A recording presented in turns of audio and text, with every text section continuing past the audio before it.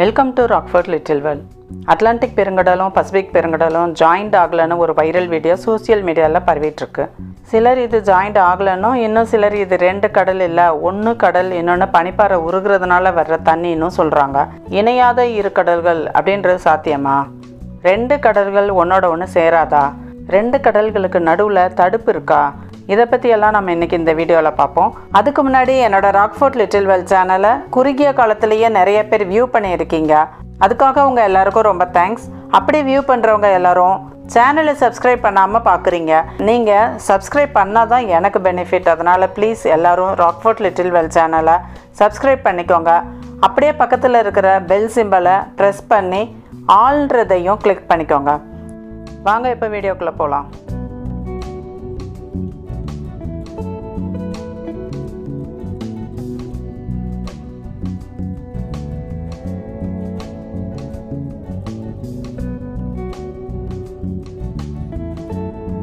இந்த பூமி முழுவதுமே 3/4 பங்கு நீரால் நிரம்பி தான் இருக்குது. எல்லா கண்டங்களை சுற்றியும் நீர் தான் நிரம்பி இருக்குது. ஒவ்வொரு நாட்டை சுற்றி இருக்கிற கடல்களும் அந்தந்த நாட்டு பெயராலேயே அழைக்கப்பட்டுட்டு இருக்குது. இதில் அந்தந்த நாட்டோட தட்பவெப்ப நிலையில், அந்த நிலப்பரப்போட தன்மையில், அந்த நாட்டில் உற்பத்தி ஆகிற நதிகள் எல்லாம் பக்கத்தில் இருக்கிற கடலில் சேர்றதுனால அந்த நதிகளோட தன்மையில் அப்படியே நிறைய காரணங்களோட அந்த கடல் இருக்கும். அதனால் அந்த நாட்டோட தட்பவெப்ப நிலைக்கும் அந்த கடலோட சீதோஷ்ண நிலைக்கும் ஏற்றவாறு அங்கே கடல்வாழ் விலங்குகளும் தாவரங்களும் இருக்கும். இந்த மாதிரி சின்ன சின்ன கடல்களும் வளைகுடாக்களும் அதுக்கேற்ற மாதிரி ஒரு ஸ்பெஷாலிட்டியோடு இருக்கும். நாம் ஜோர்டானில் இருக்கிற டெட் சீ பற்றி கேள்விப்படுறோம்ல. இந்த சாக்கடலில் உப்பு அதிக அளவில் இருக்குது. அதனால் இங்கே குளிக்கிறவங்க மூழ்க மாட்டாங்க, மிதப்பாங்க அப்படின்னு நமக்கு தெரியும். இதெல்லாம் ஒவ்வொரு நாட்டை ஒட்டி இருக்கிற கடல். அதையும் தாண்டி இந்த நாடுகளோட எல்லை பரப்புகளில் இருக்கிற கடலையும் தாண்டி இருக்கிறது தான் பெருங்கடல் இல்லை சமுத்திரம். இது பூமி முழுவதும் அப்படியே நிரம்பி இருக்கு. அப்படி பூமி முழுவதும் நிரம்பி இருக்கிற இந்த பெருங்கடலை 5 டிவைட் பண்ணி 5 ஓசன்னு பிரிச்சுருக்காங்க. நாமெல்லாம் இதை ஸ்கூலில் படிச்சிருக்கோம்ல. இந்த ஓசன்லேயே ரொம்ப பெருசு பசிபிக் ஓசன். இது அதுக்கு கிழக்கு பக்கமாக இருக்கிற வட அமெரிக்காவையும் தென் அமெரிக்காவையும் டச் பண்ணி அங்கே இருக்கிற அட்லாண்டிக் ஓசனை பார்டராக வச்சிட்ருக்கு. அதே மாதிரி மேற்கு பக்கமாக ஆசியா ஆஸ்திரேலியா கண்டங்கள் வரைக்கும் இது பரவி போய் இந்தியன் ஓசனை பார்டராக வச்சிட்ருக்கு. இப்படி இந்த மாதிரி 5 ஓசனையும் ஒவ்வொரு பேர் வச்சு எப்படி பிரிச்சிருக்காங்க. ஊருக்கு நடுவில் ரோடு போட்டு பார்டர் பிரிக்கிற மாதிரி கடலுக்கு நடுவில் தண்ணியில் எப்படி கோடு போட்டு பார்டர் பிரிப்பாங்க. கடலில் போயிட்டு இருக்கப்ப இந்த தண்ணி இந்த கடல், சில அடி தூரம் போனதும் இது வேற கடல் அப்படின்னு எப்படி கண்டுபிடிச்சாங்க? இந்த காலத்தில் டெக்னாலஜி வளர்ந்துருக்கு. அதனால பவுண்டரி செட் பண்ணுறது ரொம்ப ஈஸியான விஷயம். ஆனால் டெக்னாலஜி வளர்கிறதுக்கு முன்னாடி கடலில் போகும்போது பக்கத்தில் இருந்தாலும் இது ரெண்டும் வேறு வேறு கடல் அப்படின்னு கண்டுபிடிச்சாங்கல்ல. அது எப்படி? ஒரே கடல் ஒரே நீர் தானே. நிலப்பரப்பு பக்கத்தில் இருக்கிற கடல் வேணால் அதோட தன்மைக்கு ஏற்ற மாதிரி இருக்கும். அதை தாண்டி ரொம்ப தொலைவில் இருக்கிற பெருங்கடல் எல்லாம் ஒன்று தானே, ஒரே நீர் தானேன்னு மொத்தமாக சேர்ந்து இருக்காதா? ஆனால் அப்படி இல்லையே. ஆராய்ச்சியாளர்கள், கடல்சார் வல்லுநர்கள் எல்லாரும் ஆராய்ச்சி செஞ்சு கண்டுபிடிச்சிருக்கிறாங்க. உலகத்தில் உள்ள எல்லா பெருங்கடல்களையும் எல்லாத்தையும் விட அதிக உப்பாக இருக்கிறது அட்லாண்டிக் ஓசன்னு சொல்கிறாங்க. இந்த பக்கமும் இந்திய பெருங்கடலும் பசிபிக் பெருங்கடலும் பக்கத்தில் இருந்தாலும் இந்தியன் ஓசனை விட பசிபிக் ஓசனில் உப்புத்தன்மை அதிகமாக இருக்கிறதா கண்டுபிடிச்சிருக்காங்க. இந்தியன் ஓசனில் இருக்கிற உப்புத்தன்மை கொஞ்சம் கம்மியாக இருக்குது. கடல் தானே, தண்ணி தானே, எல்லாம் ஒன்றா மிக்ஸ் ஆகி மிங்கிள் ஆகி மெர்ஜ் ஆகி அப்படின்னு என்ன வார்த்தை வேணால் நீங்கள் போட்டுக்கோங்க. அப்படி எல்லா தண்ணியும் ஒன்றா கலந்து உப்பு அதிகமாக இருக்கிற தண்ணி உப்பு கம்மியாக இருக்கிற தண்ணியோட கலந்து ஒன்றா சமமாகிட வேண்டியது தானே. ஆனால் அப்படி நடக்காமல் அந்தந்த கடல் அதோட உப்புத்தன்மை, நிறம், சுவை எல்லாத்துலேயும் மாறுபட்டு அப்படியே தானே இருக்குது. சொல்லுவாங்கள்ல நிறம் திடம் சுவைன்னு. அது மாதிரி பக்கத்தில் இருந்தாலும் நிறம் சுவை தன்மைன்னு ஒன்றோட ஒன்று சேராமல் அப்படியே தான் இருக்குது. உப்புத்தன்மை வேறுபடுறதுனால கலக்கிற ஸ்பீடு வேணா மெதுவா இருக்கலாம், ஆனா கடைசியில கலந்துடணும்ல. ஆனா இங்க கலக்காம பக்கத்துல வேற வேற சுவையோட உப்புத்தன்மையோட அந்த கடல்கள் அப்படியே தானே இருக்கு. இப்ப நாம இந்திய பெருங்கடலும் அட்லாண்டிக் பெருங்கடலும் சேர்ற அந்த இடத்த பார்ப்போம். இது ரெண்டும் தென்னாப்பிரிக்காவோட தெற்கு முனையான அகுல்ஹஸ்ல ஒன்னா சேருது. ஆய்வாளர்களும் இதுதான் ரெண்டு ஓசனும் சேர்ற இடம்னு மேரிடைம் பவுண்டரி வச்சிருக்காங்க. ஆனா கேப்டவுன்ல இருக்கிற கேப் பாயிண்ட் கிளிஃப்ல ரெண்டு பெருங்கடல் சங்கமம்னு டூரிஸ்ட் பிளேஸ் வச்சு வியூ பாயிண்ட்ஸ் எல்லாம் வச்சிருக்காங்க. அர்ஜென்டினாவோட விண்வெளி ஓடத்தோட சேர்ந்து நாசா அக்வாரிஸ் என்ற ஒரு சேட்டலைட் அனுப்பி ஒவ்வொரு கடலுக்கும் மேற்பரப்புல இருக்கிற அந்த கடலோட உப்புத்தன்மையை ஆராய்ச்சி செஞ்சுட்டு இருக்கிறாங்க. ஒவ்வொரு கடலுக்கும் மேலையும் உப்போட தன்மை வேறுபடுது, அதோட அளவும் வேறுபடுதுன்னு கண்டுபிடிச்சிட்டே தான் இருக்கிறாங்க. இப்ப வாமான இந்தியன் ஓசனும் கோல்டான அட்லாண்டிக் ஓசனும் சேர்ற அந்த அகுல்ஹஸை பார்ப்போம்.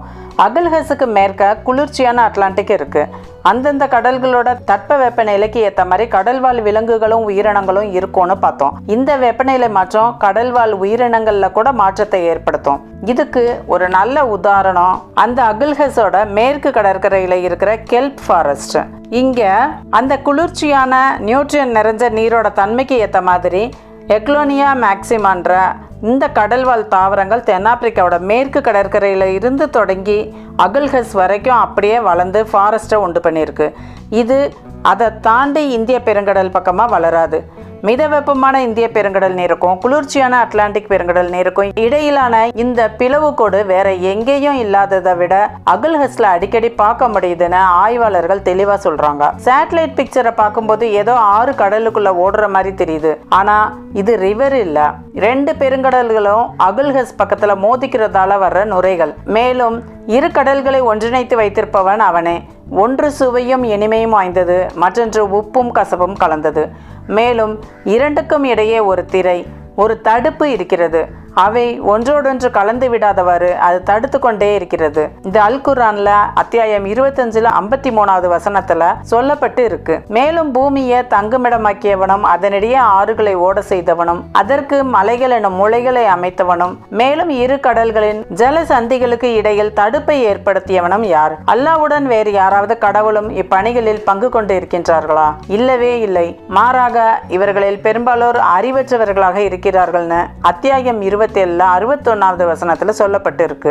இன்னும் அத்தியாயம் 35 12வது வசனத்துல 2 நீர்ப்பரப்புகள் சமமாக மாட்டா. ஒன்று சுவையானதாகவும் தாகம் தணிக்கக்கூடியதாகவும் குடிப்பதற்கு இன்பமாகவும் இருக்கின்றது. மற்றொன்று தொண்டையை கரகரக்க செய்யும் அளவுக்கு கடும் உவர்ப்பாக இருக்கிறது.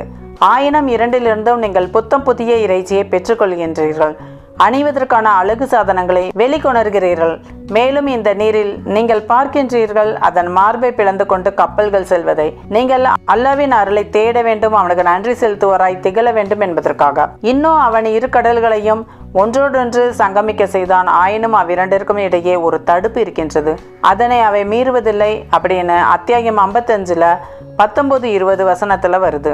அல் குர்ஆன்ல பல இடங்கள்ல 2 இடங்கள் சங்கமம் ஆகிற இடத்துல அவ்விரண்டுக்கும் ஒரு பலமான தடையும் தடுப்பும் ஏற்படுத்தி இருக்கிறதா கூறப்பட்டு இருக்கு. அது பெரிய கடலோ சின்ன கடலோ, அது ரெண்டுக்கு இடையில ஒரு தடுப்பு இருக்கு. அலாஸ்கா வளைகுடாவில் பனிப்பாறைகள் உருகி வந்து உருவான அந்த சிறிய கடல் பசிபிக் பெருங்கடல் இல்லைன்னு சொல்றாங்க. அந்த மத்திய தரை கடல் அட்லாண்டிக் கடலோட இணையிற அந்த பாகம், அந்த இடத்துல அந்த தடுப்பு அப்படியே தான் இருக்கு. பசிபிக் பெருங்கடல் இல்லைன்னு சொன்னாலும் அந்த மத்திய தரை கடலும் அட்லாண்டிக் ஓசனும் சேர்ற இடம் ரொம்ப தெளிவா தெரியுது. ஒன்று நன்னீர், மற்றொன்று உப்பு நீரின் தன்மையினால இப்படி தெளிவா தெரிஞ்சாலும் ரெண்டும் கலக்காம பார்டரை மெயின்டைன் பண்ணிட்டே தானே இருக்கு. இதை கடல் பத்தி ஆராய்ச்சி செய்யற ஆய்வாளர்களும் ஆராய்ச்சி செஞ்சு 2 கடலும் சங்கமமாகிற இடத்துல 2 தண்ணியும் சுவையிலையும் அடர்த்தியிலையும் உப்பின் தன்மையிலையும் மாறுபட்டு இருக்கிறதுன்றத கண்டுபிடிச்சு இருக்கிறாங்க. இது எழுத படிக்க தெரியாத முகமது நபிக்கு அவர் மீது சாந்தியும் சமாதானமும் உண்டாகட்டும் 14ஆம் நூற்றாண்டுக்கு முன்னாடி எப்படி தெரியும்? ஒரு பேச்சுக்கு வச்சுக்குவோமே, அந்த காலத்தில் வாழ்ந்த மக்களும் கடல் வழியாக கண்டிப்பாக பயணம் செஞ்சுருப்பாங்க. வியாபாரத்துக்காகவோ இல்லை வேற இடத்துக்கு போகிறதுக்காகவோ கடல் வழியாக போயிருப்பாங்க. தோணியில், படகுல, இல்லை பெரிய கப்பலில் எதில் வேணால் போயிருப்பாங்க. அப்படி போயிட்டு இருக்கும்போது அந்த மாலுமிகளுக்கு இல்லை அந்த கடலாடிகளுக்கு போயிட்டு இருக்கும்போதே இந்த கடலில் இந்த இடத்துல நீர் இப்படி இருக்குது, சில அடி தூரம் கடந்து போனதும் தண்ணி வேற மாதிரி இருக்குன்னு கண்டிப்பாக பார்த்து தான் தெரிஞ்சிருப்பாங்க. அந்த தண்ணியோட நேரத்தில் சின்ன வித்தியாசம் இல்லை ஏதோ ஒன்று தெரிஞ்சிருக்கணும். அப்புறம்தான் அந்த தண்ணியை குடிச்சு பார்த்து அதன் சுவையவே சோதிச்சிருப்பாங்க.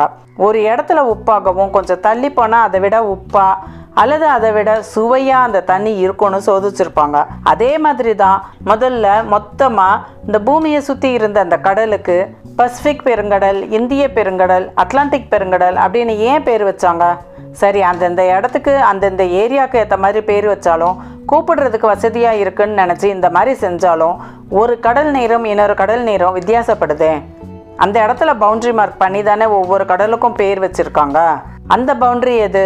அது எப்படி உருவாச்சு? இயற்கையாகவே கடலுக்கு நடுவில் கோடு போட்டது யாரு? நாகரிகம் வளர்ந்து டெக்னாலஜி வளர்ந்து இது எல்லாத்தையும் கண்டுபிடிச்சிட்டே வந்தாலும் ஆதி காலத்தில் பார்த்ததும் கண்டுபிடிக்கிற அளவுக்கு கடல் நீரையும் வித்தியாசத்தையும் சொன்னது எப்படி?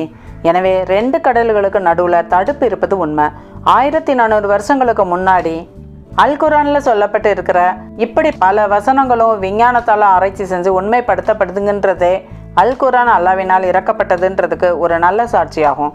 சமுத்திரங்களும் நீரோட்டங்களும் ஒத்ததாக இருக்கும் அப்படின்ற அந்த தவறான அனுமானமே சர்ச்சைக்கு பின்னாடி இருக்கிற பொதுவான புரிதல். 2 வெவ்வேறு கடல்கள் சந்திக்கும் இடங்கள்ல அவற்றுக்கிடையே ஒரு தடுப்பு இருப்பதை நவீன அறிவியல் கண்டுபிடிச்சு இருக்கு. இந்த தடையானது 2 கடல்களையும் பிரிக்குது. இதனால ஒவ்வொரு கடலுக்கும் அதன் சொந்த வெப்பநிலை, உப்புத்தன்மை மற்றும் அடர்த்தி காணப்படுது. எனவே 2 கடல்களுக்கு நடுவே ஒரு தடுப்பு இருக்குதுன்றதே தெளிவா தெரியுது. வேறொரு நல்ல பதிவில் மீண்டும் சந்திக்கலாம். அது வரைக்கும் இந்த சேனலை சப்ஸ்கிரைப் பண்ணாதவங்க ப்ளீஸ் சப்ஸ்கிரைப் பண்ணிக்கோங்க. அப்படியே பக்கத்தில் இருக்கிற பெல் ஐக்கானை ப்ரெஸ் பண்ணி ஆளும் கொடுத்துக்கோங்க.